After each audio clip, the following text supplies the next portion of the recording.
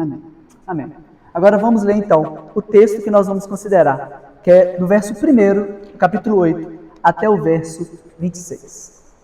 Diz assim a palavra de Deus. Ouça com atenção e com fé. Naqueles dias, outra vez se reuniu grande multidão. Visto que não tinham nada para comer, Jesus chamou os seus discípulos e lhes disse: Tenho compaixão dessa multidão. Já faz 3 dias que eles estão comigo e nada têm para comer. Se eu os mandar para casa com fome, eles vão desfalecer no caminho, porque alguns deles vieram de longe. Os seus discípulos responderam: Onde nesse lugar deserto poderia alguém conseguir pão suficiente para alimentá-los? Quantos pães vocês têm? Perguntou Jesus. 7, responderam eles. Então ele ordenou que a multidão se assentasse no chão. Depois de tomar os 7 pães e dar graças, ele os partiu e entregou aos seus discípulos para que servissem a multidão, e eles o fizeram. Tinham também alguns peixes pequenos. Ele deu graças igualmente por eles e disse aos seus discípulos que os distribuíssem. O povo comeu até se fartar. Ajuntaram-se 7 cheios de pedaços que sobraram. Cerca de 4.000 homens estavam presentes. Tendo-os despedido, entrou no barco com seus discípulos e foi para a região da Dalmanuta. Meus irmãos, nós vamos ler até aí. Eu vou dividir em 4 blocos aí a nossa exposição. Mas o que nós vemos aqui? Nós vemos o Senhor Jesus mais uma vez multiplicando pão e peixe. E é estranho mais uma vez, porque o Senhor Jesus tinha acabado de fazer isso, mas os discípulos perguntaram o seguinte: quem pode, nesse lugar deserto, alimentar essa multidão? Gente, pense numa multidão, 4.000 pessoas. O Senhor Jesus diz: eu tenho compaixão dessas multidões. E quando o Senhor Jesus fala então para que o povo alimentasse, ele fala: Jesus, como que a gente vai fazer? O Senhor está fora de si? Antes da gente considerar o que está acontecendo aqui, e que vai acontecer nos próximos capítulos dessa cena, eu quero que vocês entendam todo o contexto. Qual que é o contexto que essas coisas aconteceram? E quais vão ser as próximas coisas? E antes eu quero que vocês prestem atenção em 3 personagens. 3 personagens. Quais são os personagens que são o título da nossa mensagem? Você encontra lá na ordem de culto, na página 3. 3 personagens que eu quero que você preste atenção.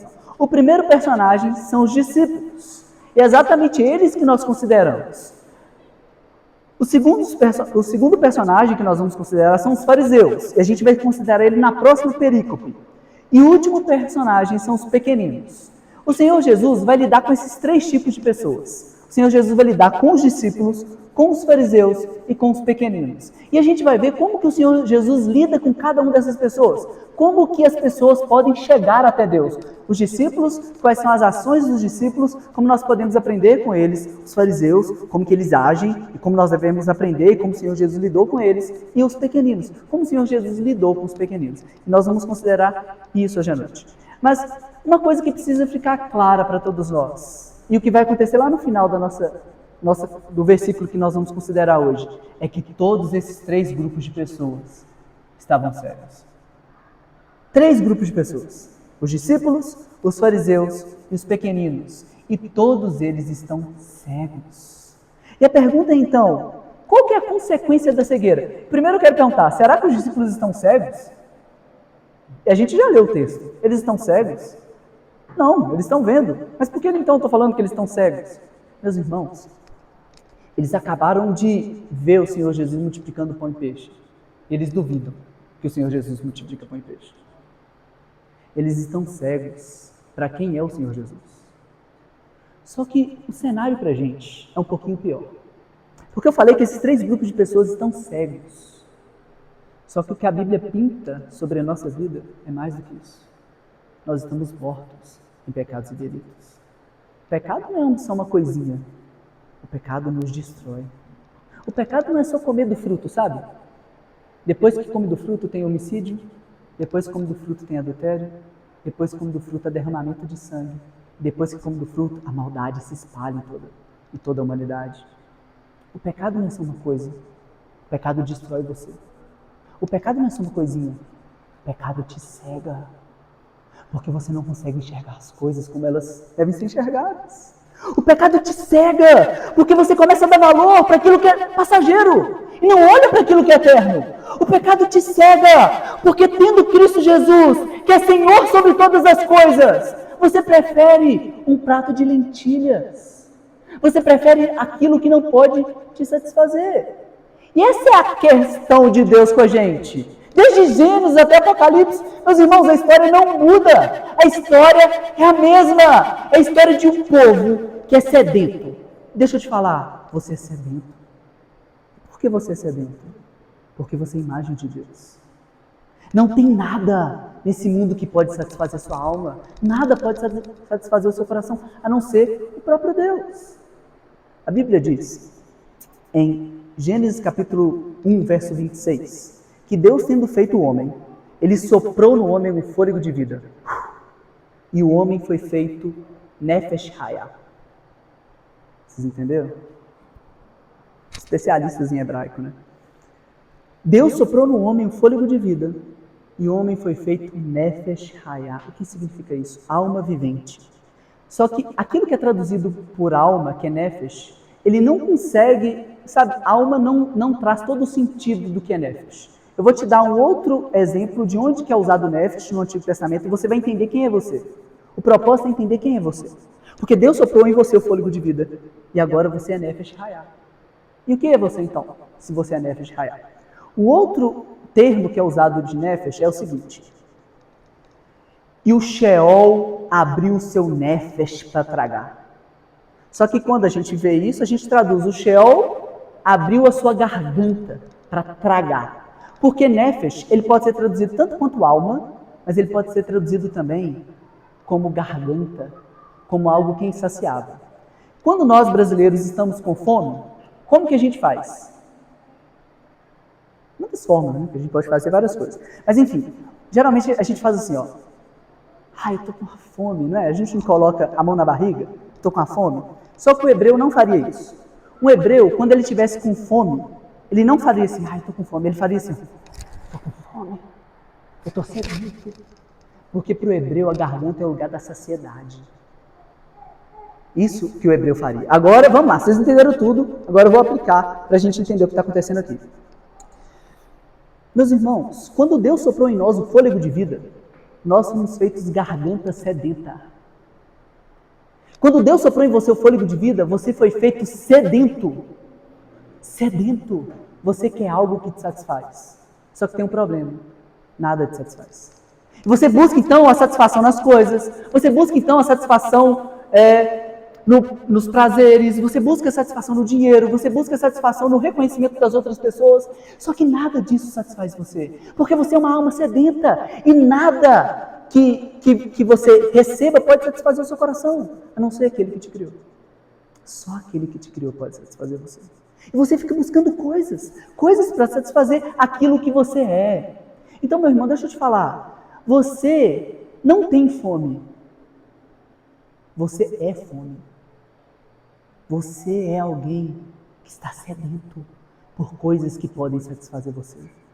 Mas qual que é o seu drama, o meu drama? Qual que é o drama dessas pessoas que estão aí? E nós vamos ver o que vai acontecer com cada uma delas. Qual é o drama delas? O drama é o drama de Jeremias capítulo 2. Jeremias capítulo 2, o Senhor Deus diz o seguinte: o meu povo cometeu 2 males. Primeiro, a mim me deixou o manancial de águas vivas e cavou para si cisternas rachadas que não podem reter água. O que é uma cisterna rachada? Uma cisterna rachada é aquilo que você pode colocar um rio lá dentro e não vai satisfazer, ela vai sugar tudo. Ela rachada, ela vai para os lençóis freáticos. Uma cisterna rachada nunca pode ser preenchida. E Deus está dizendo, há 2 males cometeu o meu povo.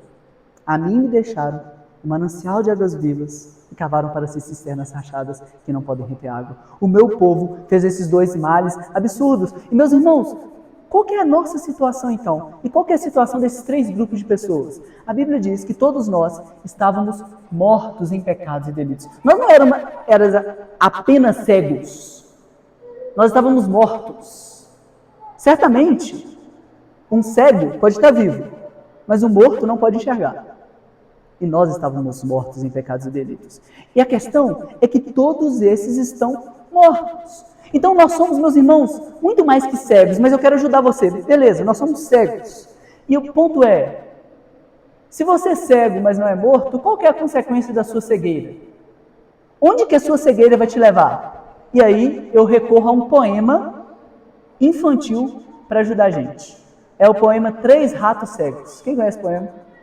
Três Ratos Cegos. Mas olha só, os três ratos eram o quê? Cegos. E o que acontece com os três ratos? Lá pelas tantas do poema, lá no finalzinho do poema diz o seguinte: três ratos cegos atravessando a rua. Quando um deles disse, olha o caminhão. Não me pergunte como que o rato cego disse, olha o caminhão. Ele deve ser muito bom em audição. E aí ele percebeu que o caminhão vinha, né? Porque ele disse, olha o caminhão. Mas vamos lá, vamos nos deter ao poema. Três ratos cegos atravessando a rua. Quando um deles disse, olha o caminhão, o outro respondeu, eu não enxergo, meu irmão. Eram três ratos caídos no chão. Vamos lá? Não tem aí, não. Isso aqui é uma peculiaridade da minha ordem de culto, gente. Um rabisco. É peculiaridade meu aqui. Vamos lá, olha. Três ratos, vamos lá. Então você tem que prestar atenção na leitura do poema. Três ratos cegos... Gente, vai fazer sentido isso aqui, tá? Vocês acham que porque eu coloquei um poema de criança aqui, nós vamos entender isso aqui.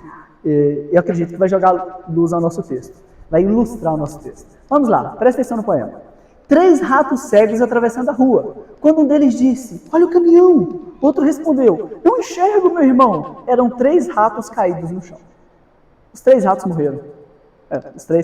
Três ratos cegos atravessando a rua. Um diz, olha o caminhão. Outro diz, eu não enxergo. E os três ratos estavam no chão. Três ratos no chão. Essa é a consequência. Meu irmão, por que eu trouxe isso? A consequência da sua cegueira é morte. O que vai acontecer? O que acontece com você, com a sua cegueira, de quem Deus é, e priorizando outras coisas senão Deus, e olhando para outras coisas e dando valor a outras coisas senão que Deus, e você se entrega a essas coisas, e você busca essas coisas, e você não está satisfeito.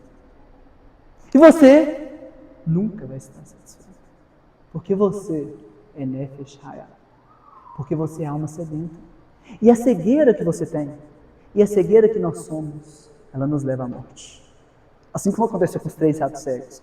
E agora eu quero que você considere os três tipos os três grupos de pessoas. E o primeiro grupo é os discípulos, né?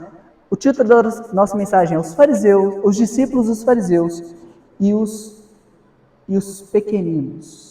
Vamos lá, eu quero te dar um contexto maior do que está acontecendo. Porque desde o capítulo 6 de Marcos até o capítulo 8, nós estamos considerando o começo do capítulo 8, né? Então, desde o capítulo 6, que a gente já tem exposto aqui, até o final do capítulo 8, temos um contraste muito grande.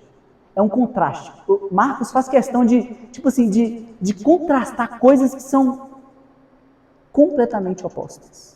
Isso deveria assustar a gente. E se a gente está considerando esse texto, a gente tem que entender isso que Marcos está fazendo. Marcos está contrastando fracasso dos discípulos, fracasso dos fariseus e demonstração de fé dos pequeninos. Os discípulos falham. Os discípulos erram. Os discípulos não creem. Os fariseus, os mestres da lei, aqueles homens que conhecem muito de Bíblia, continuam pecando, continuam errando, continuam sem saber quem Cristo é. E os pequeninos? A mulher cirofenícia, um cego, um surdo, demonstram fé salvífica no Senhor Jesus. Isso deve fazer alguma coisa com a gente, isso deve nos assustar. Meus irmãos, porque quem nós somos? Nós somos discípulos. Mas com frequência, nós vivemos como se nós não fôssemos. Nós somos discípulos de Jesus. Nós dizemos, Senhor, eu creio no Senhor. Mas muitas vezes nós vivemos como se a gente não cresce. E essa é a maior de todas as loucuras. A maior de todas as loucuras é aquele que diz o louco em seu coração, não a Deus. O que quer dizer no coração, gente? Às vezes você confessa, você diz, às vezes você é como eu era 10 anos atrás. Como eu era? Eu professava a fé em Deus, só que eu vivia como se Deus não existisse. Eu dizia, Deus é tudo para mim, só que eu vivia como se eu fosse tudo para mim, e os meus projetos fossem tudo para mim. Até que de fato eu o conheci.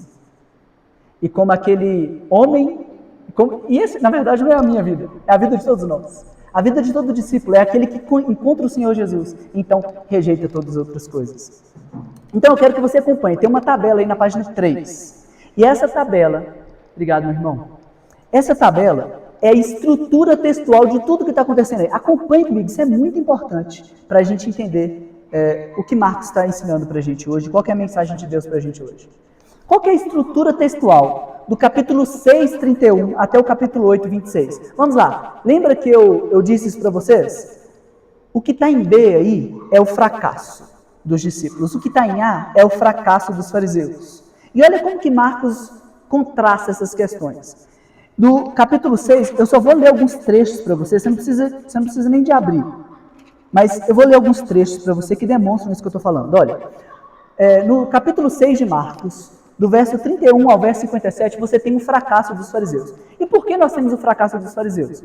Nós vemos que o Senhor Jesus prometeu descanso para os discípulos. Quando eles chegaram lá na outra margem, chegou uma multidão.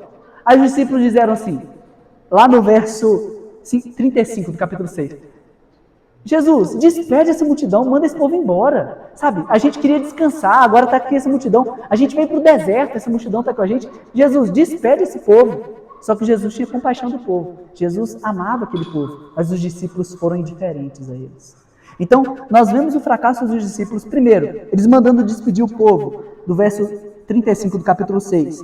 Mas, de forma mais clara, no verso 52 do capítulo 6, diz o seguinte, o coração deles estava endurecido. Gente, os discípulos de Jesus, eles não demonstraram compaixão. Tipo, estavam as pessoas precisando de comida. Eles falam, Jesus, manda embora esse povo. Sabe, isso vai custar para a gente 200 denários. E sabe o que a gente faz? A gente vira para os discípulos, nossa, como que os discípulos eram insensíveis? Eles queriam despedir o povo, mandar o povo embora. Mas sabe o que é 200 denários? São 200 dias de um trabalhador comum. Isso dá quantos meses? Alguns meses, né? Mais da metade do ano. Imagina você trabalhar meio ano só, eu vou ser bondoso com você. Imagina você trabalhar 6 meses. E no fim desses 6 meses, você junta todo o seu dinheiro e você dá para alimentar uma multidão. Pronto, esse foi o trabalho seu de 6 meses. Você trabalhou 6 meses para servir. Será que nós fazemos isso, gente? Por que nós somos prontos, então, a dizer para os discípulos, vocês são incrédulos, nossa, que discípulos ruins que vocês são? Mas, de fato, o coração de Jesus estava batendo em descompasso com o coração dos discípulos. Porque Jesus vê a multidão, Jesus está cansado, Jesus vê a multidão e Jesus compadece. Porque elas são como ovelhas que não têm pastor. E Jesus começa a ensinar, Jesus dá pão para elas. Mas os discípulos falam, manda embora esse povo. Esse povo aí, nossa, povo chato. Tipo, a gente tem um tempo para descansar, a gente vem para o deserto e esse povo está atrás da gente, despede a multidão. Depois diz no versículo 52, o coração deles estava endurecido. Só para ficar claro, os discípulos falham. Depois, quem falha? O capítulo 7 vai falar sobre, do verso 1 ao 23, vai falar sobre o fracasso dos fariseus. Os fariseus também falham. E qual que é o problema dos fariseus? A hipocrisia. Eles são hipócritas. Eles se apegam à tradição e por conta da tradição eles destroem as pessoas. E o que nós vimos nessa mensagem é que nós não podemos ser nem legalistas, nem relativistas. O que é ser um legalista? É querer ser Deus. É colocar regra onde Deus não colocou. Gente, você já viu crente assim? Pessoas que querem colocar uma regra que nem o próprio Deus colocou. Eles querem ser Deus. Isso é legalismo. Nós vimos que nós não podemos ser legalistas, mas tampouco nós podemos ser relativistas e negar a lei de Deus. Mas os fariseus, eles falham. E por que eles falham? Porque eles são legalistas. Eles estão preocupados com tradiçãozinhas que nem a própria lei de Deus diz, mas pior do que isso, por conta da tradiçãozinha deles, eles rejeitam e deixam de cumprir a lei. Aí tinha um negócio lá sobre Corban. O que é o Corban? Eles falavam, isso tudo que eu tenho, a pessoa fala o seguinte, olha, tudo que eu tenho é para Deus. Tudo que eu tenho é de Deus. Então eu não posso ajudar o meu pai que precisa. Eu não posso ajudar o meu próximo. Porque eu tenho que ficar aqui fazendo tudo para Deus. Só que as pessoas acham que fazer para Deus é estar fazendo a igreja. Deixa eu te ensinar um negócio, meu irmão. O que a Bíblia ensina para a gente, na verdade. Nós vivemos a nossa vida corandeu. O que é isso? Você vai pegar aquele marcador de livro e vai ler. Diante de Deus. Tudo o que o cristão faz é para a glória de Deus. Você lava a louça para a glória de Deus. Você cuida da sua esposa para a glória de Deus. Você limpa bumbum de neném para a glória de Deus. Você não faz para a glória de Deus apenas quando você faz para a instituição. Você faz para a glória de Deus. A sua vida inteira. Porque você morreu e agora você vive para a glória dele. Mas os fariseus não. Eles eram hipócritas. E o Senhor Jesus disse isso para eles no verso 8 do capítulo 7. Vocês negligenciam o mandamento de Deus e se apegam à tradição de homens. Assim vocês anulam a palavra de Deus por meio da tradição de vocês. A tradição que vocês mesmos transmitem. Então Jesus expõe a hipocrisia deles. Então vamos lá, gente. Vamos perder o foco não. Quem fracassa? Os discípulos fracassam. Quem fracassa? Os mestres da lei. Aqueles homens que são eruditos, que sabem tudo da lei. Você já viu isso? Uma pessoa que sabe tudo da Bíblia, mas não vive. Que adianta isso? Isso é hipocrisia. O Senhor Jesus está dizendo, não é assim, meu discípulo. O meu discípulo não pode nem ser como os discípulos que foram insensíveis, nem como os fariseus que são legalistas. E aí você pensa, quem vai ser o grande exemplo de fé? Quem vai ser o grande exemplo? Meus irmãos, isso tem tudo a ver com a nossa mensagem, tá? Quem que é o grande exemplo de fé? Isso tem que escandalizar a gente, porque sabe qual é o nosso problema? A gente fica analisando os textos de forma isolada e a gente nunca considera o todo deles. Mas quando a gente considera o todo, a gente vê isso. Os discípulos falham. Os fariseus falham. Os mestres da lei falham. E quem demonstra fé? E quem é um exemplo cristão a ser seguido? A mulher cirofenícia. Ela chega, Senhor, a minha filha está terrivelmente endemoniada. Jesus fala, não é certo tirar o pão dos filhos e dar para os cachorrinhos. É verdade, Senhor. Mas os cachorrinhos também comem as migalhas. O que aquela mulher está dizendo? Jesus, eu preciso de uma migalha que venha da tua mão. Eu não preciso dos manjares de Roma. Eu preciso só de uma migalha, mas que venha da tua mão. Eu quero que você aplique lá no começo que a gente viu, sobre cisternas. O que vai te preencher, ó Nefesh Hayah? O que vai preencher seu coração? O que vai dar satisfação para você? O que vai dar? Aprenda com a mulher cirofenícia. O que vai satisfazer o seu coração é a migalha que cai da mesa do Senhor. Um pouco com ele é tudo, meus irmãos. E é isso que essa mulher ensina pra gente. E é isso que o pequenino ensina pra gente. E olha que coisa magnífica. Os discípulos falham. Os mestres da lei falham. Mas aquela mulher diz, Senhor, eu só preciso de uma migalha que venha da tua mão. Ó, mulher, grande a tua fé. Vai, seja feita como você crê. E assim, de fato, a filha dela é liberta. Só que agora eu quero que vocês percebam a ironia do negócio. Porque lá para frente do nosso texto, o Senhor Jesus vai dizer para os discípulos, vocês não conseguem enxergar? Vocês não conseguem ouvir? Jesus fala o que para os discípulos? Vocês não conseguem enxergar, vocês não conseguem ouvir? E ele cura um cego, e ele cura um surdo. No meio ele diz, vocês não conseguem enxergar, vocês não conseguem ouvir, e ele cura um cego. E qual que é a resposta, gente? Por que tem isso? É o que nós vamos ver no final da nossa mensagem. Mas agora vamos correr e olhar para o texto. Vamos lá. Vocês entenderam bem essa estrutura textual? Eu vou só ler para vocês aqui. Ó. Olha só. Nós temos, no capítulo 6, o fracasso dos discípulos. Depois nós temos o fracasso dos fariseus. Depois nós temos a fé dos pequeninos. A mulher cirofenícia. Depois nós temos a fé dos pequeninos. O homem surdo. Depois nós temos o fracasso dos discípulos. Depois nós temos o fracasso dos fariseus. Depois nós temos mais uma vez o fracasso dos discípulos. Nós temos a fé dos pequeninos. Olha como que isso está sendo contrastado o tempo todo. Fracasso dos discípulos, fracasso dos fariseus, fé dos pequeninos. Fracasso dos discípulos, fracasso dos fariseus, fé dos pequeninos. E a primeira perícope que nós lemos, o primeiro trecho que nós lemos, o que está sendo considerado aqui? O que está acontecendo aqui? O que é? É o fracasso dos discípulos. E por que os discípulos fracassam, irmãos? Os discípulos fracassam quando eles dizem no verso 4. Olha só o verso 4 do que nós lemos. E agora nós vamos nos ater mais ao texto de Marcos capítulo 8, tá, gente? A gente conseguir terminar em tempo hábil. Vamos lá. O verso 4 do que nós lemos. Os seus discípulos responderam. Qual que era o contexto? Qual que era o cenário? O cenário era o seguinte. O Senhor Jesus estava ensinando, como sempre. O Senhor Jesus está ensinando. E o que acontece quando o Senhor Jesus está ensinando? Verso 1. Uma grande multidão chegou, se aproxima de Jesus. E eles não tinham nada para comer. Então tinha uma grande multidão. E eles não tinham nada para comer. Há quanto tempo que essas pessoas estavam com Jesus? Eles estavam há 3 dias com Jesus. Gente, então vamos lá. Tem uma multidão com o Senhor Jesus. há 3 dias. Provavelmente eles não ficaram sem comer 3 dias. Provavelmente eles tinham uns estoques lá de algumas multiplicação de pães passados, porque lembra que eles escolheram 12 cestos cheios? Então eles ficaram 3 dias lá atrás, 3 dias. O Senhor Jesus ensinando, e a multidão sedenta por Jesus, querendo aprender de Jesus. Quando deu 3 dias, acabou a comida.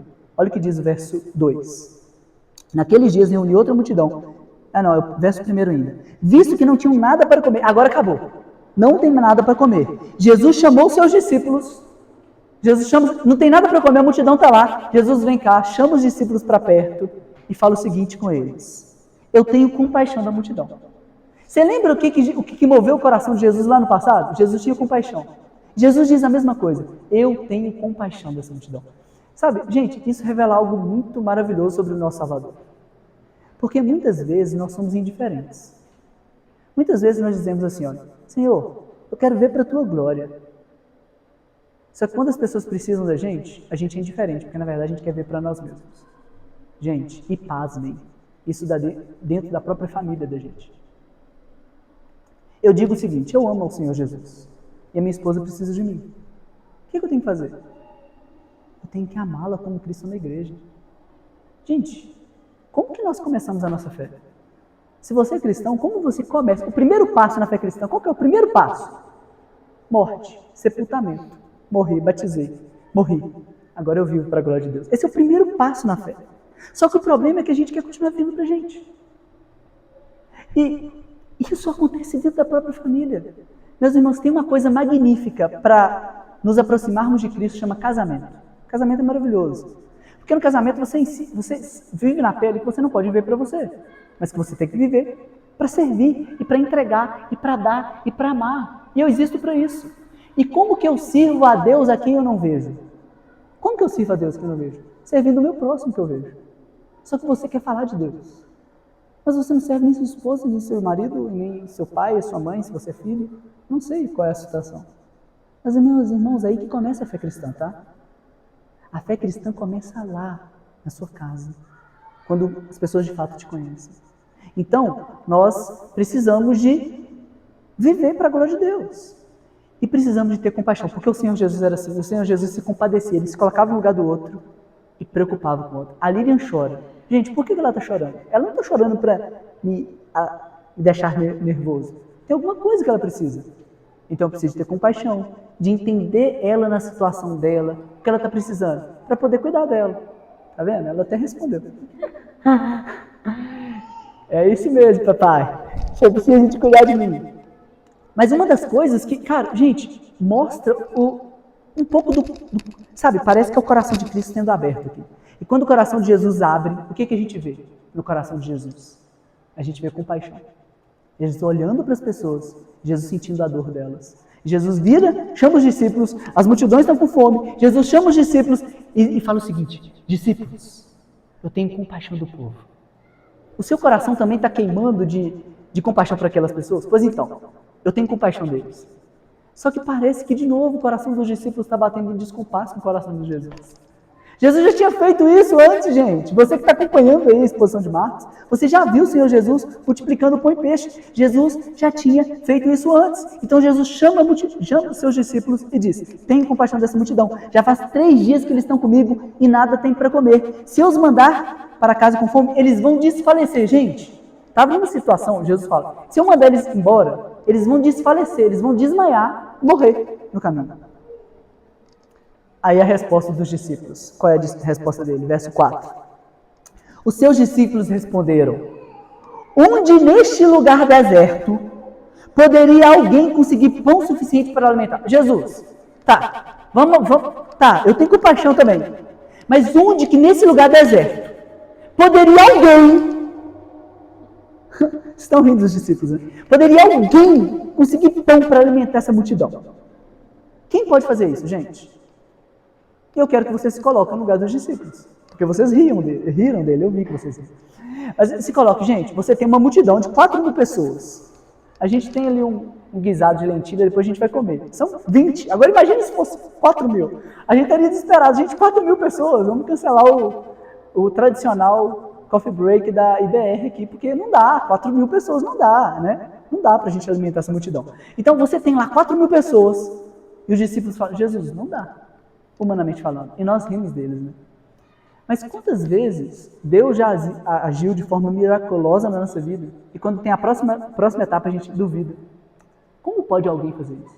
Não dá para fazer isso, não. Jesus, tudo bem. Eu sei que o Senhor já fez isso, mas aquilo ali o Senhor não... Nós somos como os discípulos, irmãos. Porque nós também somos incrédulos. Nós continuamos querendo confiar na força do nosso braço. Porque se a gente tivesse 200 denários, um monte de pão, deixa com a gente, Jesus, eu sirvo esse povo. No melhor dos cenários, né? Porque no pior, você ia querer guardar o pão para você. Mas no melhor dos cenários, se você tivesse o dinheiro, se tivesse o pão, você falava, eu sirvo de boa vontade. Vamos lá, Jesus, eu vou aqui servindo multidão, né? Eu sou bom demais, olha eu servindo multidão. No melhor dos cenários. Mas sem nada. Quantas vezes Deus já mostrou sua graça, sua misericórdia nas nossas vidas e a gente continua duvidando dele? Será que Deus vai continuar mostrando a bondade dele? Será que Deus vai continuar sendo fiel? Será que Deus vai continuar cumprindo a promessa que ele fez?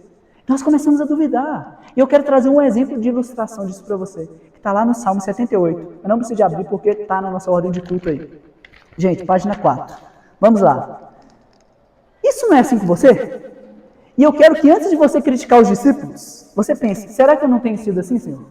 Deus já me livrou de tanta coisa. Deus já me cuidou até aqui. Gente, quando você for pai, agora eu tenho que usar as analogias do pai, porque é incrível. Você vai ver que nada depende de você. Que nós estamos completamente na mão de Deus. E você, deixa eu te falar, sempre esteve na mão dele. Sempre esteve. Quando a Lilian estava com 6 semanas, a gente foi para o ultrassom para ver se ela estava implantada certinho no útero, se não estava nas trompas. Eu, Senhor, que ela não esteja nas trompas, Deus, que ela esteja no lugar certo. Aí a Lilian estava lá, no útero. Aí com 13 semanas, a gente foi fazer um outro ultrassom, para ver se ela tinha o ossinho nasal. Porque se ela tivesse o ossinho, cartilagemzinha do ossinho, quer dizer que ela não tinha uma síndrome, como a síndrome de Down, por exemplo. Se ela tivesse o ossinho, estava ok. Se ela não tivesse, teria problema. E o ossinho estava lá. Aí com outra semana, aí você não depende.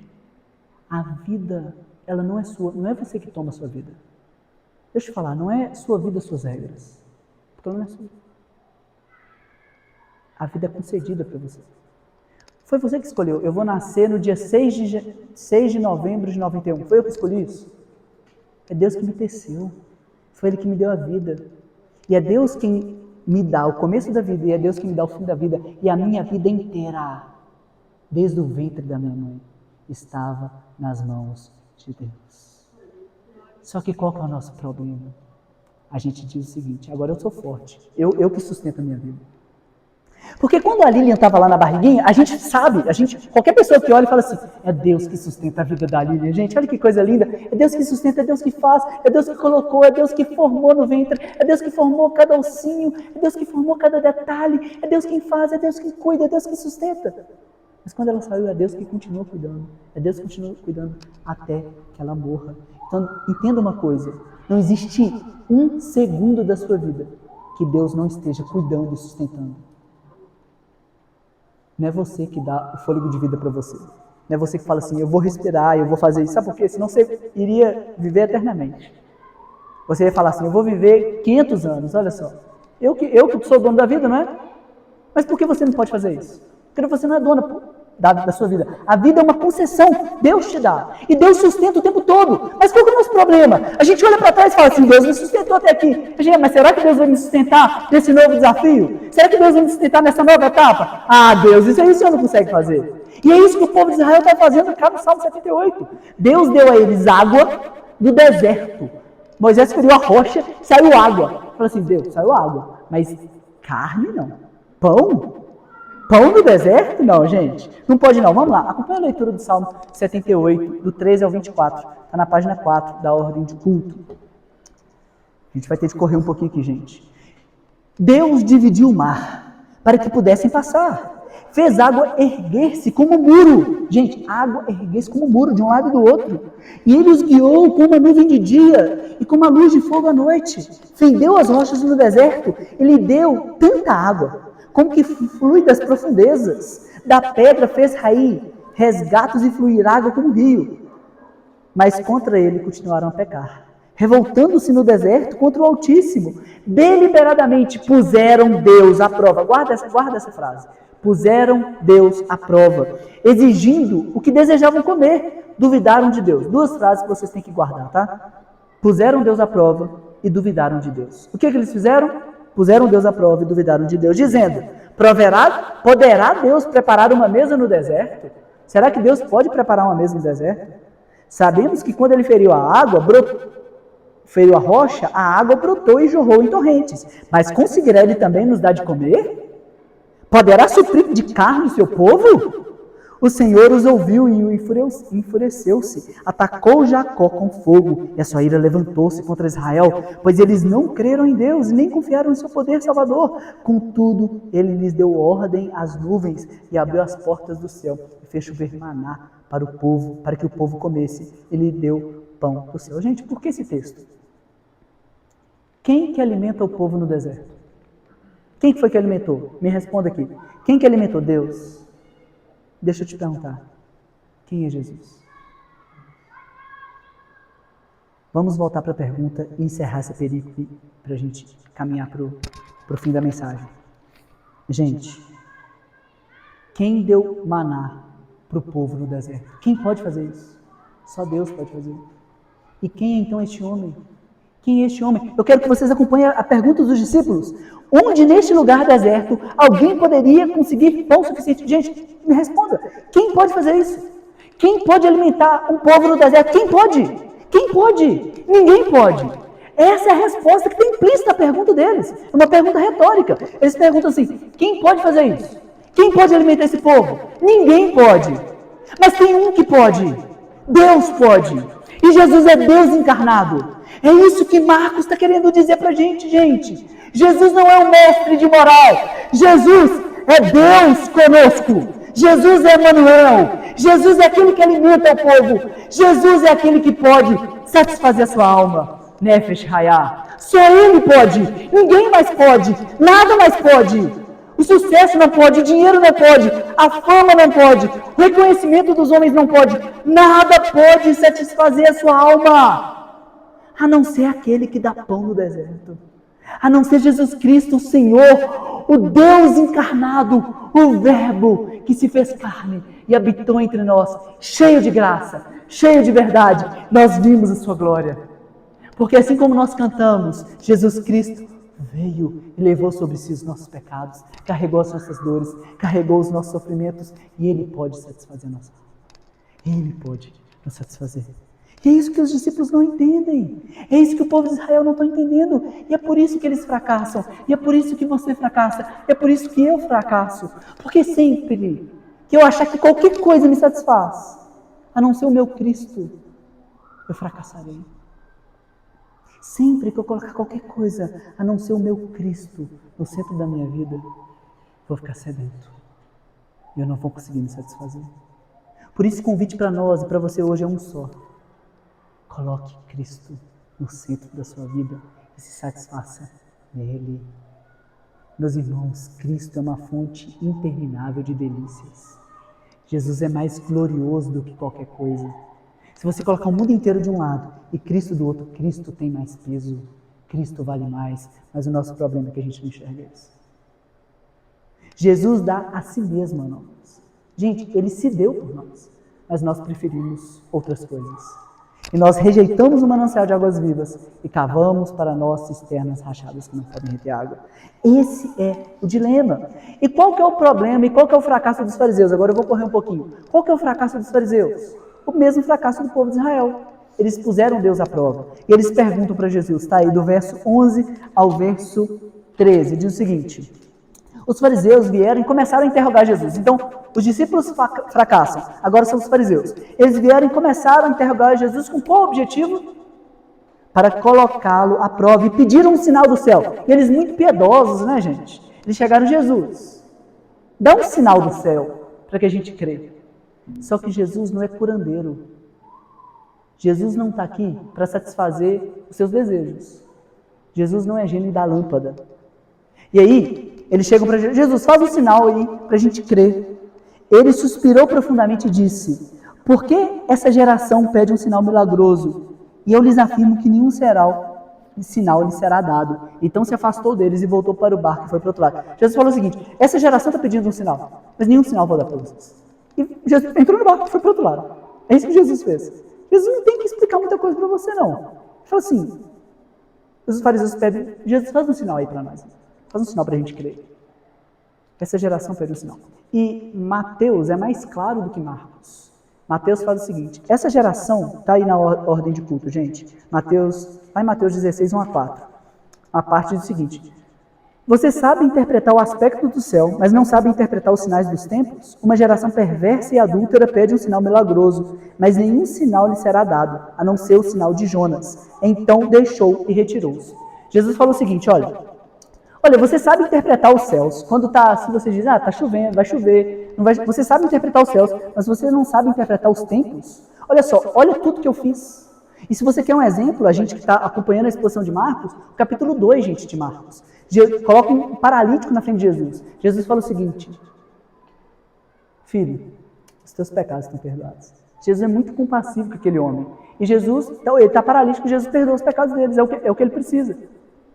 E aí eles começam a pensar no coração: é fácil dizer que os teus pecados são perdoados. Quero ver dizer: levanta, toma o teu leito e anda. Jesus, conhecendo o coração dele, Jesus, para que você saiba que o Filho do Homem tem autoridade na terra para perdoar pecados. Ou seja, para que vocês saibam que o Filho do Homem é Deus. Para que vocês saibam quem eu sou, eu digo: paralítico, levanta, toma o teu leito e anda. E ele levanta e anda. Todo mundo fica abismado. Todo mundo fica maravilhado. Quem é este? E essa é a pergunta que você tem que responder hoje. Quem é este? Quem é Jesus? No capítulo 3, ele cura um homem de mão atrofiada. E quando ele cura, os fariseus fazem o quê? Conspiram para matar Jesus. Ou seja, não era sinal que os fariseus queriam, que eles precisavam. Eles já tinham tido sinais suficientes. Eles queriam provar Jesus. Eles queriam colocar Jesus em prova. Jesus fala assim: essa geração má e adúltera pede um sinal. Vocês não viram tudo que eu fiz? Vocês não sabem quem eu sou? Gente, às vezes você está pedindo um sinal para Deus. Jesus, se você me der um sinal, eu vou seguir você. Que sinal que você precisa? Que sinal que você precisa? Que prova que você precisa para que você entenda que Deus ama você? O que você está esperando? Ele não poupou o seu filho, ele se entregou. Ele deu a si mesmo por você. Você quer mais o quê? De sinal. Você está esperando o quê? Deus, faz isso aqui. Gente, ele já fez. Ele já entregou Jesus. O que mais você quer? Você quer uma coisa porque você acha que essa coisa é melhor do que Jesus? Ele entregou a si mesmo. Vocês lembram lá da passagem de Abraão? Quando Abraão entrega Isaac e Deus vira para Abraão e diz assim: agora eu sei que você me ama. Por que eu sei que você me ama? Porque você não me negou seu filho. Você quer uma prova que Deus te ama? Não é porque sua vida está mar de rosas. Não é porque você não tem câncer. Não é porque você não pegou Covid. Você quer a prova que Deus te ama? Ele entregou Jesus Cristo por nós, irmãos. Ele entregou Jesus Cristo por nós. Isso basta pra gente. Isso basta. A gente não quer mais sinais. Mas eles estão continuando pedindo sinais. E esse é o problema dos fariseus. Esse é o seu problema. Quando você quer continuar pedindo: Deus, faz isso para mim. Me dá essa ninharia aqui, para que eu me entregue essa ninharia e me esqueça de ti. E Deus não te dá ninharia. Você fala: ai Deus, você não me dá ninharia, mas deu ninharia para o fulano. Que doente. Gente, nós precisamos de acordar para a vida. Nós precisamos entender que Cristo é suficiente. Quando nós gritamos só os Cristos, é porque Ele é suficiente. Você não precisa de mais nada, desde que você o tenha. Porque Ele, meus irmãos, é mais doce do que a própria vida. E aí, os fariseus estão lá, né? Jesus, faz um sinal. Mas ele falou: nenhum sinal será dado, a não ser o sinal do profeta Jonas. E qual é o sinal do profeta Jonas? Qual é o sinal de Jonas? Jonas ficou quantos dias no ventre da baleia? O Filho do Homem ficará quantos dias no seio da terra? Ele estará dentre os mortos. Vocês querem um sinal? Olhe para Jonas. Da mesma forma que Jonas Ficou 3 dias no ventre da baleia. O Filho do Homem ficará 3 dias no ventre da terra, mas ressuscitará dentre os mortos. Esse é o maior de todos os sinais. Jesus Cristo venceu a morte. Jesus Cristo ressuscitou dentre os mortos. Meus irmãos, por isso a nossa fé é verdadeira. Deixa eu te falar, por que a fé cristã é verdadeira? Porque Jesus ressuscitou dentre os mortos. A gente vai fazer um fórum reformado no sábado só sobre a ressurreição de Jesus, sobre a historicidade da ressurreição. Que eu tenho que escrever o artigo lá para o Martin Bucer e até o mês de fevereiro tem que escrever. Porque o meu TCC foi sobre isso. Foi sobre a historicidade da ressurreição de Jesus. E agora, o pessoal quer que eu faça um artigo para a revista acadêmica, aí eu tenho que trabalhar mais, mas eu nem peguei ainda. Então, quando eu estiver pegando e pensando nessas questões, aí a gente pensa sobre isso. Mas deixa eu vou afirmar, naquele dia você vai ter aqui no sábado, a gente conversa e eu vou provar para vocês que Jesus Cristo venceu a morte. Jesus ressuscitou. Pronto, a fé cristã é verdadeira por isso. Jesus é quem ele disse ser. Jesus, de fato, ressuscitou dentre os mortos. E esse é o maior de todos os sinais. Ele não está preocupado em dar outros sinaizinhos, porque o maior de todos os sinais já foi feito. Qual o maior de todos os sinais? Jesus Cristo venceu a morte. Nenhum sinal será dado, a não ser o sinal do profeta Jonas. E se vocês não creem nesse sinal, se vocês não crerem na enxurrada de verdades que apontam a ressurreição histórica de Jesus, Jesus ressuscitou entre os mortos e venceu a morte, que sinal que você vai crer? Você está querendo o quê? Você está querendo o sinal? Você quer vir para a igreja para você ver um sinal? Sinais podem enganar. Satanás faz sinais. Em Apocalipse capítulo 12, você tem a besta que sai do mar, que faz sinais e faz até fogo cair do céu. E ela tem uma ferida morta e essa ferida volta. Que, se possível, enganaria até os eleitos. Mas não é possível enganar os eleitos. Mas, se possível, enganaria. Faz sinais extraordinários. E muitas pessoas vão seguir após a besta. Porque muitas pessoas querem sinais. Porque muitas pessoas são como os fariseus. Cadê o sinal, Jesus? Eu quero o sinal. Eu quero ver. Mas a gente já não tem o maior de todos os sinais? E esse é o fracasso dos fariseus. Os discípulos fracassam. Os fariseus fracassam. E agora, Jesus vai confrontar os discípulos, o fracasso deles, e a gente vai ver a demonstração de fé encerrando a mensagem. Vamos lá, gente. Agora capítulo 8, verso 14 em diante. E agora que está a ironia do negócio. Porque se você tem acompanhado a exposição até aqui, você viu que lá no capítulo 7, do verso 31 até o verso 37, o que aconteceu? Capítulo 6, verso 31 ao verso 37, Jesus cura um surdo gago. A gente viu isso semana passada. Jesus cura o surdo, né? Semana passada a gente viu isso. O Senhor Jesus curando o surdo. Agora, olha a ironia do negócio. Olha o que Jesus faz, os tipos de perguntas que ele faz para os discípulos e o que ele faz logo a seguir. Vamos lá, e a gente vai encerrar. Gente, hoje a mensagem está grande, né? Vocês têm misericórdia comigo? Por quê? Porque nós nos propomos a estudar o Evangelho de Marcos inteiro, só que de forma maior, para ver esses blocos maiores. Então, normalmente, em uma pregação, eu pregaria só do verso 1 até o verso 10. Olha só, 10. Hoje nós temos 4 perícopes. Então, vamos lá. A terceira. Olha o diálogo do Senhor Jesus com os discípulos. Verso 14. Os discípulos haviam se esquecido de levar pão. Sempre o problema do pão, né, gente? A não ser um pão que tinha consigo no barco.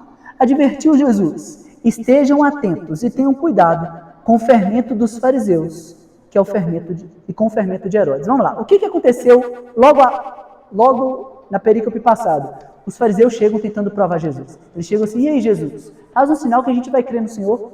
Aí Jesus fala: a essa geração incrédula nenhum sinal vai ser dado, a não ser o sinal do profeta Jonas, que esteve 3 dias no ventre da baleia e saiu depois para poder anunciar a verdade. Esse vai ser o sinal. Jesus diz isso.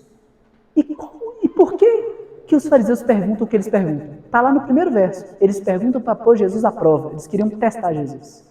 Eles eram hipócritas. Eles vinham até Jesus dizendo o seguinte: olha, como vocês acham que eles chegavam até Jesus? Você acha que eles falavam assim: eu quero matar você, Jesus? Não, mas eles queriam matar Jesus. Mas eles chegavam assim: bom mestre, um homem se deu ao casamento e ele morreu. Depois dele, o irmão morreu. E aí, com quem vai casar? Peguei. Bom mestre, de quem que é a gente tem que pagar tributo a César ou não tem? Porque se Jesus fala que tem que pagar tributo, a gente vai acusar ele de trabalhar para Roma. Se ele fala que não tem, a gente vai falar que ele é um rebelde. E aí, Jesus? de quem... Só que Jesus nunca cai nas ciladas que eles armam. E eles vêm com hipocrisia. Então, eles querem matar Jesus, mas eles chegam dizendo o seguinte: bom mestre. Jesus fala assim uma vez: por que me chamas de bom? Tem um só que é bom, que é Deus. Mas enfim, eles falam isso. E aí Jesus, falando com os discípulos, quando Jesus entra, ele fala o seguinte: cuidado com o fermento dos fariseus e o fermento de Herodes. E qual que é o fermento deles? É a hipocrisia. Gente, deixa eu falar. Se você é cristão, você tem que tomar cuidado com o fermento do fariseu e o fermento de Herodes, porque você é propenso a ser legalista.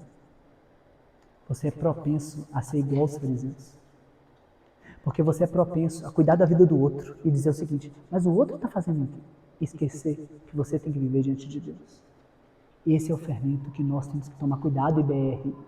Meus irmãos, nós precisamos tomar cuidado com o fermento dos fariseus. E qual é o fermento dos fariseus? A hipocrisia. Eles eram hipócritas. Eles diziam uma coisa. Sabe com que você tem que ter cuidado? Com a sua vida amanhã, segunda-feira. Porque você é muito lindo aqui. E aí nós cantamos louvores a Deus, e nós adoramos a Deus. E é maravilhoso isso, gente. Adorar a Deus em comunidade. Nós vivemos para isso, nós ansiamos pelo domingo. O dia que a gente pode estar junto com os irmãos para dizer quem Deus é, e cantar, e ouvir a palavra dele. Só que o nosso cuidado tem que ser com o fermento dos fariseus, que é a hipocrisia, porque os fariseus também iam na sinagoga. Os fariseus também cantavam canções. Eles iam na sinagoga e cantavam. Mas eles eram hipócritas. Eles não viviam de acordo com aquilo que eles diziam crer. Então, cuidado com o fermento dos fariseus. Vocês entenderam, gente? Vocês estão achando que eu estou falando de hipocrisia ou de pão? Vocês são muito bons, inteligentes, né? A gente tem um privilégio, né, gente? A gente já descobriu. Só que os discípulos não entendem isso. Quando Jesus fala, cuidado com o fermento dos fariseus, tá? Jesus deve estar falando de pão. Quer ver? Já sei, saquei. É isso aí mesmo que Jesus está falando. Quer ver? Eles disseram entre si, verso 16, é porque não temos pão. Ele está falando negócio de fermento, porque a gente não tem pão. Percebendo a discussão, Jesus perguntou, por que vocês estão discutindo sobre não terem pão? Gente, vocês não entenderam esse negócio de pão até agora. Vocês não entenderam o que eu fiz lá. Vocês não entenderam, eu alimentei multidão. Vocês não entenderam que eu sou o pão da vida?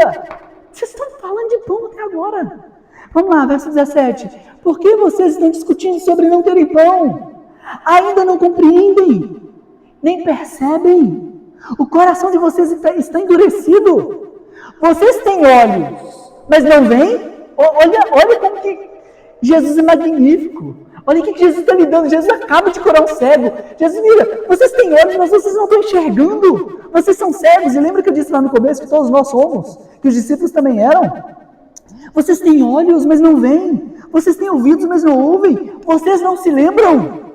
Quando eu parti 5 pães para 5.000, quantos cestos cheios de pedaços recolheram? Gente, uma coisa que é legal. 5 pães, olha só, 5 pães para 5.000. 5 pães para 5.000. Eles recolheram 12 cestos cheios. Olha só, eles respondem. 12 responderam eles. E quando parti 7 pães para 4.000, a quantidade de pão é maior e a quantidade de pessoa é menor. Quantos cestos vocês recolheram? E recolheram menos cestos. 7 cestos. O que isso será? Gente, isso é muito incrível. Porque quanto mais nós não temos, mais a graça de Deus é manifesta. Isso é muito incrível. Eles tinham 5, sobrou mais. Eles alimentaram mais gente. Quanto mais deram, mais eles tinham. Sabe por que a gente às vezes é vazio? Porque a gente não dá, a gente quer reter. E a gente quer reter o nosso pãozinho. E a gente explode. Eu quero reter, eu quero tudo para mim. Eu quero todas as tensões para mim. O mundo gira em torno do meu umbigo. Eu quero. Você tem. Você explode em si mesmo. Porque você não foi feito para segurar nada, criatura. Você foi feito para entregar. Você não pode. A sua própria vida te ensina isso. Quando você morrer, você não vai levar nada. Mas você insiste em querer juntar para você. Você esquece do outro. E você quer mais para você. Você se explode. Eu estou com depressão. Gente, eu não estou minimizando doenças psicológicas. Estou querendo usar um exemplo para deixar o negócio ilustrar para vocês. É claro que há doenças, é claro que você precisa se cuidar. Mas o ponto que eu estou dizendo, e isso é de fato, quando as pessoas elas vivem para si, estão olhando para si, elas ficam em si mesmadas. Né? Quem teve aí quarta-feira e viu sobre a música em si mesma? E elas se explodem. Mas nós não somos chamados a reter nada. Nós somos chamados a dar, a sermos doadores, porque o nosso Deus é doador. O nosso Deus dá. Ele é abundante em dar. Nós devemos seguir os passos. E os discípulos tinham 5 pãezinhos. Eles alimentaram 5.000 pessoas. E eles sobraram 12 cestos. Eles tinham 7 pãezinhos. Alimentaram 4.000 pessoas. Sobraram 7 cestos. Quanto mais a necessidade era, mais Deus mostrava a sua graça. Mais Deus dá. Então, deu uma coisa para você? Não retém não. Entrega. Entrega. Dá a sua vida. Fica querendo segurar a sua vida para você não. Mas entrega. Porque quando você entregar, sabe o que vai acontecer? Você vai ficar mais cheio. É muito doido a fé cristã. Porque a fé cristã é o contrário. Quem ganha? Quem ganha? Quem perde? Quem é o maior? Quem serve? Que Deus nos ajude a não sermos pequenos, irmãos. Deus nos ajude a vestir, nos cingir de escravo e lavar pé. Cuidar do outro, e servir e entregar. Mas enfim, o Senhor Jesus está questionando eles. E Jesus pergunta para eles assim, verso 20. E quando eu parti 7 pães para 4.000, quantos cestos cheios de pedaços vocês recolheram? 7 responderam ele. E ele lhes disse, vocês ainda não entendem? Essa pergunta. Vocês entendem agora? Vocês entendem que vocês têm que parar de segurar? Vocês entendem que eu sou o pão da vida? Vocês entendem que nada pode satisfazer vocês a não ser eu? Vocês entendem que... Vocês aprenderam lá com a mulher? Que a migalha que cai da minha mesa é suficiente? Pare de querer encher sua vida com outras coisas. Meu irmão, a nossa fé, ela não é só verdadeira. A nossa fé é linda também. A fé cristã não é só verdadeira, mas ela é boa e bela. Não existe nada tão lindo quanto a fé cristã. E a fé cristã vai nos ensinar a entregar e nós ficamos cheios. Gente, não tem alegria maior do que seguir Jesus. Pode ter certeza disso. E você vai pagar um preço alto por isso. Vai pagar com sua própria vida. Mas 10 anos atrás, quando eu conheci Jesus, eu tinha várias coisas que eu queria. Mas eu conheci Jesus. Então, nada mais importa, desde que eu possa conhecê-lo. E quanto mais eu conheço, mais eu tenho. Gente, eu nunca fui tão feliz, mais cheio da graça de Deus. E agora eu olho para cada detalhe, eu consigo ver mais a Deus. Eu quero me entregar mais, e eu me canso, eu estou exausto. Mas eu estou adorando o meu Deus, estou vivendo para a glória dele. É muito bom, gente. É muito bom servir a Deus. Portanto, pare de reter. E será que vocês entendem isso? Será que vocês entendem que o que pode satisfazer vocês é um só? E a gente vai caminhar para o fim, para o último milagre. A ironia do texto, né? Jesus pergunta, vocês têm olhos, mas não veem? Vocês têm ouvido, mas não ouvem? E agora no verso 22. Quem que demonstra fé? Os discípulos fracassam, os fariseus fracassam. Vamos lá. Os discípulos fracassam, os fariseus fracassam. Fé dos pequeninos, a mulher cirofenícia. Fé dos pequeninos, o homem surdo. Os discípulos fracassam, os fariseus fracassam. Os discípulos fracassam. Fé dos pequeninos, o homem cego. E a gente encerra nossa mensagem com essa perícope, que está a partir do verso 22. Eles foram para Betsaida e algumas pessoas trouxeram um cego a Jesus, suplicando que tocasse nele. Ele tomou o cego pela mão e o levou para fora do povoado. Depois de cuspir nos olhos do homem, de impor as mãos, Jesus perguntou, você está vendo alguma coisa? Ele levantou os olhos e disse, vejo pessoas, elas parecem árvores andando. Mais uma vez, Jesus colocou as mãos sobre os olhos do homem e os seus olhos foram abertos e a sua vista foi restaurada. E ele via tudo claramente. Jesus mandou para casa dizendo, não entre no povoado. O Senhor Jesus, mais uma vez, demonstra a sua misericórdia com um homem que não vê, que exemplifica muito bem quem nós somos, os 3 ratos cegos. E qual é, então, encerrando a mensagem, a consequência da sua cegueira? A consequência da sua cegueira é a morte. Nós estávamos, na verdade, mortos em pecados e delitos. Nós, meus irmãos, falhamos como os fariseus, como os discípulos falham. Nós somos discípulos. E qual é a esperança para a gente, então? A esperança para a gente é que aquele que pode abrir os olhos dos cegos, pode abrir os olhos daqueles que estão cegos espiritualmente. Aquele que abriu os olhos daquele cego. É muito interessante como que Jesus abre os olhos desse cego. Gente, a gente tem que prestar atenção nos detalhes, porque geralmente quando Jesus cura um cego, ele cura o cego. É instantâneo. Mas com esse homem foi um pouco gradual. Parece que Jesus está querendo dizer para os discípulos, vocês não entendem agora, mas vocês vão entender. Vocês são cegos, mas vocês vão ver. O que você enxerga? Eu vejo um monte de gente andando como árvore. Aí Jesus toca mais uma vez e eles conseguem ver perfeitamente. Porque é isso que vai acontecer. Isso é um paradigma, tá? Porque vai acontecer nos próximos capítulos. Porque Jesus pergunta, quem que os homens dizem que eu sou? Uns dizem que é João Batista, e vocês? Tu és o Cristo, Filho de Deus vivo. Pois então, é isso mesmo. E aí Jesus começa a se revelar a eles progressivamente, até que eles compreendam. Porque parece que eles se confundem, e a gente vai ver isso pra frente. Mas o ponto é, quem é que pode curar o cego? Quem é que pode reviver o morto? Se todos nós estávamos mortos em pecados e delitos, qual que é a solução para a gente? A solução é uma só. Cristo Jesus. Meus irmãos, nós podemos descansar. Porque não depende da nossa performance. Não depende de quão bom nós somos. Mas depende de quem Ele é. Porque Ele é gracioso. E é Ele que sustenta a gente. Eu quero encerrar a mensagem lá na última página da ordem de culto. Página 6.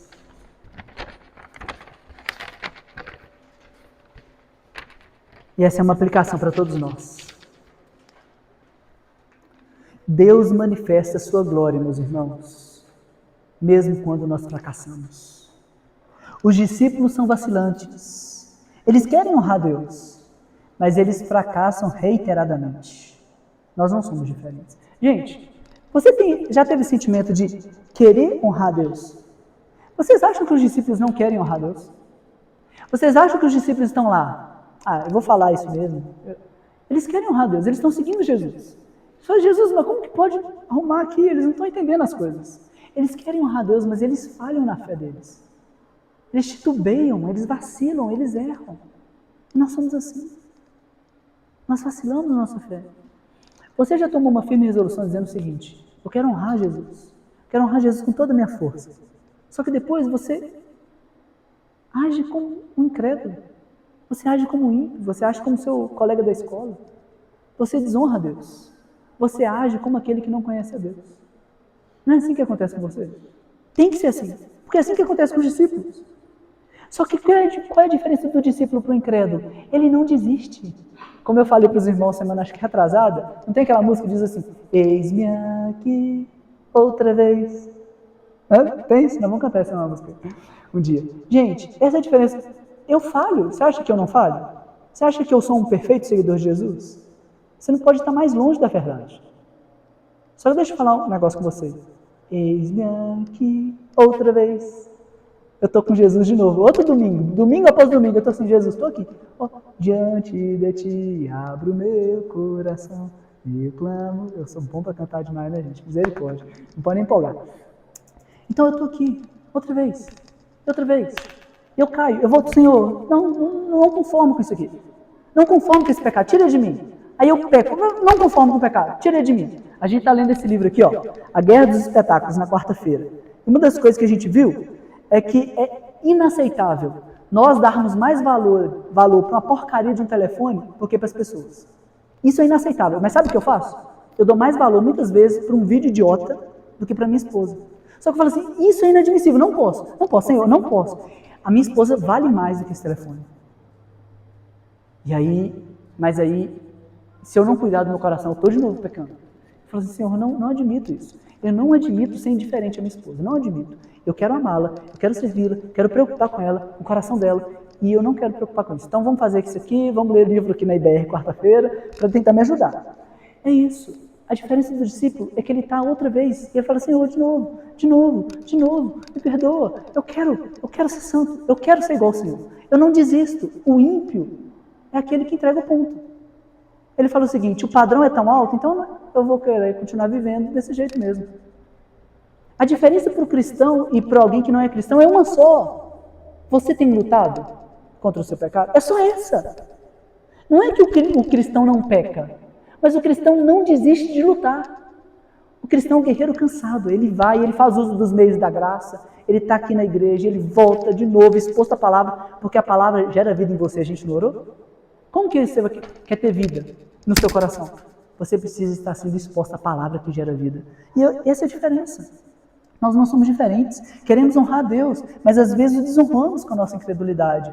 A boa notícia, meus irmãos, é que Deus manifesta a sua glória independentemente da nossa performance. Os discípulos duvidaram, Jesus multiplica pães e peixes. Olha só, Deus manifesta sua glória. Gente, imagina se Jesus dependesse dos discípulos para manifestar sua glória. Jesus chama, gente, vai lá, alimenta a multidão. Jesus, quem que pode fazer isso aqui? Mas mesmo com a incredulidade dos discípulos, sabe o que Jesus faz? Ele tem compaixão, ele alimenta a multidão. Ele manifesta a sua glória. A glória de Cristo é manifesta mesmo em meio à incredulidade do seu povo. Cristo vai receber glória, meus irmãos, na IBR. Nós seremos luzeiros, sal e luz do mundo. Nós seremos. Quando qualquer pessoa se encontrar com a gente, eles vão ver a diferença na nossa vida. Só que mesmo se a gente falhar, a glória de Deus vai ser manifesta. Essa é a nossa esperança, porque nós falharemos como igreja. Nós falharemos em amor. Nós temos que continuar lutando. Só que mesmo assim Deus manifesta a sua glória. Deus manifesta a sua glória. Ele multiplica pão e peixe. E a glória de Deus é manifesta. E essa é a nossa esperança. Eu quero fazer uma pergunta para você só hoje. Agora, a última. Já fiz algumas. Você quer ver a glória de Deus? Você quer? É o seu desejo de eu quero, Senhor, eu quero ver a tua glória. Eu quero ver a tua glória no meu casamento. Quero ver a glória na criação dos meus filhos, na minha relação com as pessoas. Eu quero ver a tua glória. Você quer ver a glória de Deus? E a boa notícia é que você verá. Você verá a glória de Deus. Porque Ele é Deus. E Ele manifesta a sua glória, apesar das nossas falhas. Meus irmãos, Salmo 46 diz o seguinte: pare de lutar, aquietai-vos e sabei que eu sou Deus. Eu serei exaltado sobre todas as nações, eu serei exaltado sobre toda a terra. Meu irmão, deixa eu falar, Deus receberá glória. E se o seu desejo é ver a glória de Deus, você verá. Você verá a glória de Deus. Independente das nossas imperfeições, independente das nossas falhas, Deus estará lá e Deus manifestará a sua glória. E aí, qual que foi a pergunta lá do começo? Nós somos cegos, 3 ratos cegos. Eles morreram, nós estamos mortos igual os ratos cegos. Qual a esperança? Qual a esperança para nós, gente? Qual a esperança para aquele que era cego? Qual a esperança para aquele que está morto? E a esperança é aquilo que Agostinho coloca nas Confissões de forma linda e belíssima. Agostinho diz o seguinte, no livro 10 das Confissões, ele diz, tarde te amei. Gente, se você não lê as Confissões de Agostinho, você está em pecado. Tá? Você tem que ler as Confissões de Agostinho. Né? Você lê a Bíblia, em 2023 a gente vai ler a Bíblia toda, você tem que ler. Lê devocionalmente as Confissões. Agostinho, ele faz teologia diante de Deus. Ele fala assim, Deus, tarde te amei. Por quê? Porque ele... Você tem essa sensação? Quando eu me converti, eu ficava assim, Deus, eu me converti com 21 anos. E quando eu me converti, eu falei, Deus, tarde eu te amei. Sabe, era para eu ter nascido sempre, conhecido o Senhor sempre. Eu dei tanta cabeçada aqui para trás. Até 21 anos eu dei tanta cabeçada, tarde te amei. E esse é o sentimento de Agostinho, ele diz, tarde te amei, tarde te amei. Ó beleza, tão antiga e tão nova, tarde demais te amei. Só que aconteceu uma coisa. O que aconteceu? Clamaste e quebraste a minha surdez. Deus está clamando hoje, tá, gente? Deus está clamando hoje com a palavra dele.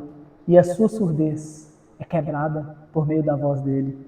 Clamaste e quebraste a minha surdez. Faiscaste, resplandeceste e expulsaste a minha cegueira. O que faz com que a nossa cegueira seja expulsa?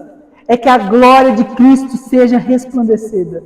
Quando Ele resplandece, Ele expulsa a nossa cegueira. Exalaste, respirei, te aspirei, saboreei e tenho fome e sede. Tocaste-me e agora ardo de desejo pela tua paz. Gente, você é Nefesh Hayah. E o que é Nefesh Hayah? Você é sedento. Você é um ser que tem desejo. E deixa eu te falar, e por que você tem desejo? Porque você é alguém que busca saciar os seus desejos. Porque Deus soprou em você o fôlego de vida e você foi feito Nefesh Hayah. E Agostinho está dizendo, Deus, o Senhor clamou e você quebrou minha surdez. O Senhor faiscou e você expulsou minha cegueira. O Senhor exalou, eu respirei, eu te aspirei e agora eu tenho fome e sede. Eu tenho fome e sede. E de que você tem fome e sede? De Deus. Deus tocou e agora você arde de desejo. Sabe o que é arder de desejo? É a mesma coisa de quando de impulsos sexuais mesmo. Você arde de desejo, aquele desejo. Mas Agostinho está dizendo, o Senhor me tocou e agora eu ardo de desejo pela tua paz. É a tua paz que é o meu desejo. É a tua paz que eu quero. Eu tenho fome, eu tenho sede e é o Senhor que pode me satisfazer. Meus irmãos, é isso que a gente vai fazer agora. A gente vai participar da mesa, do banquete para aqueles que já morreram. O banquete é de todos que já morreram. Porque nós fomos tocados. E agora a gente tem fome, a gente tem sede. E é Ele que vai nos satisfazer. Meus irmãos, bendito seja o Deus que nos satisfaz. Glórias eternas sejam dadas a Ele. Vamos orar mais uma vez? E vamos caminhar então para o fim do nosso culto. Quero convidar você a curvar sua cabeça. Convidar você a pensar um pouquinho em tudo que foi dito. Nós falamos sobre cegueira, nós falamos sobre morte, nós falamos sobre desejo. E você é essa pessoa. Você é o cego, você é o faminto, você é o surdo, você é o que tem fome. E quem pode dar pão no deserto? Você tem fome.